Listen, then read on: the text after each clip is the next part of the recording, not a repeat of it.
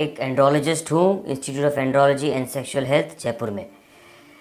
आज मैं आपको बताऊँगा सीमन लीकेज और नाइटफॉल के बारे में। बहुत कॉमन प्रॉब्लम है नाइटफॉल। प्रॉब्लम लगती है लोगों को, पर जो मेरे पास में पेशेंट्स आते हैं बोलते हैं कि मेरे को नाइटफॉल्स हो रहे हैं, मेरे को सीमन लीक हो रहा है यूरिन के अंदर, या जब मैं स्टूल्स पास करता हूँ। तो आज मैं उसके बारे में कुछ चीज़ें आपको बताऊँगा।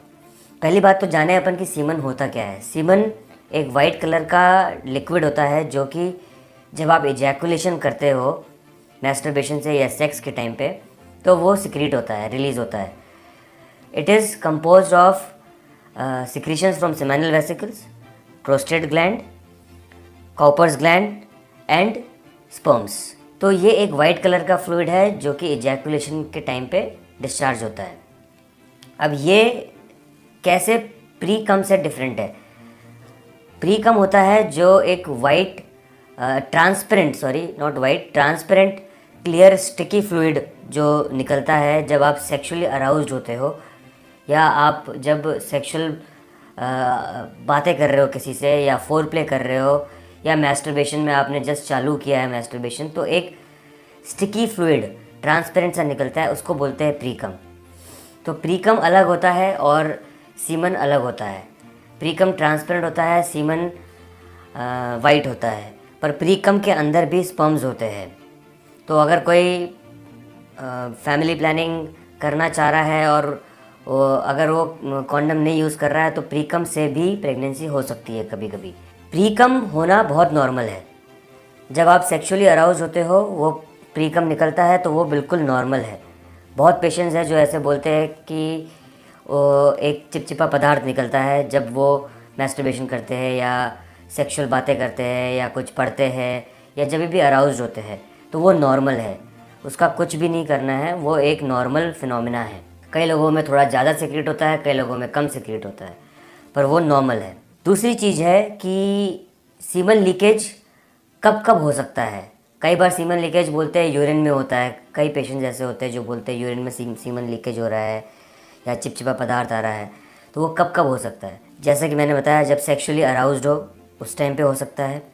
दूसरा, नाइटफॉल के टाइम पे, जब आप नींद में हो, स्पेशली जो REM फेज़ होता है नींद का, उसके अंदर नाइटफॉल हो सकता है, नॉक्टर्नल एमिशंस हो सकते हैं, मतलब कि सीमन आपका निकल सकता है बाहर।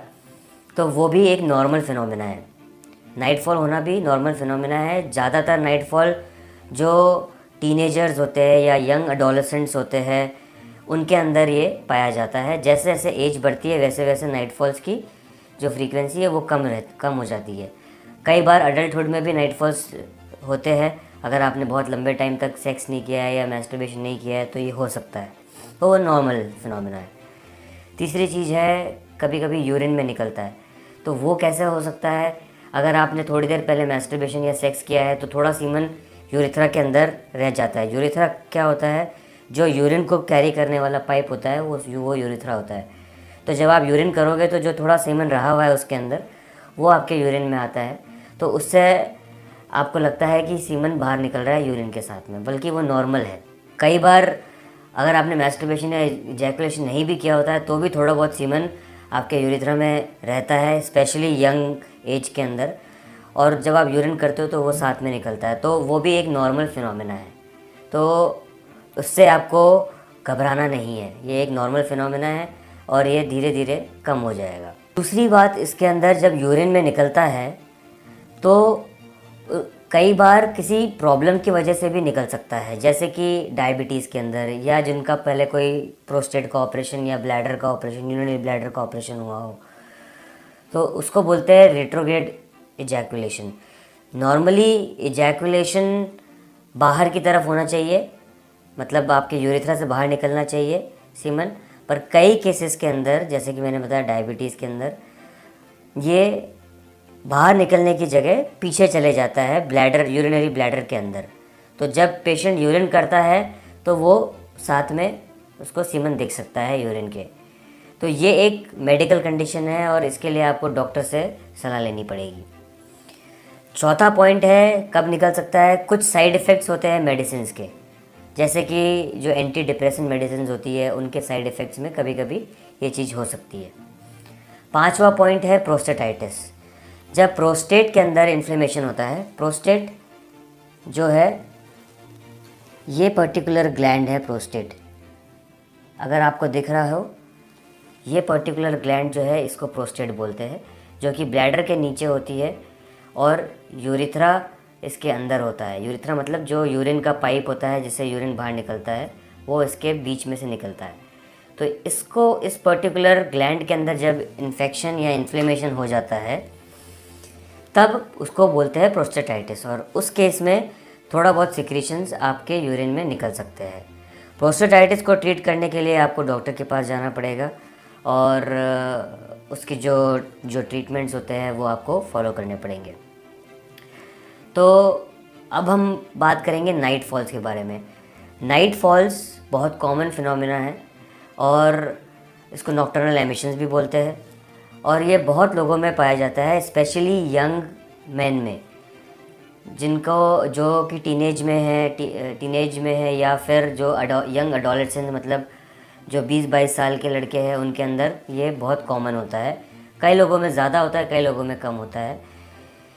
इससे कई पेशेंट्स कंप्लेन करते हैं कि नाइट फॉल होने के बाद में उनको थकान हुई या वीकनेस हुई।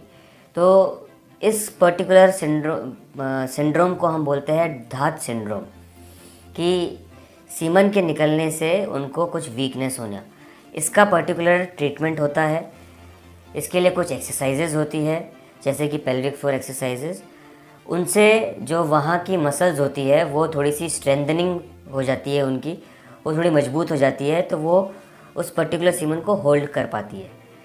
तो उसके लिए आपको एक पेल्विक फ्लोर स्पेशलिस्ट से मिलना पड़ेगा जो कि आपको वो सारी एक्सरसाइज समझा सके, ना कि आप यूट्यूब पे जाए और फिर करें। कई बार होता है कि आप गलत एक्सरसाइजेस कर रहे हो तो हो सकता है कि कुछ गलत भी आपको हो सके।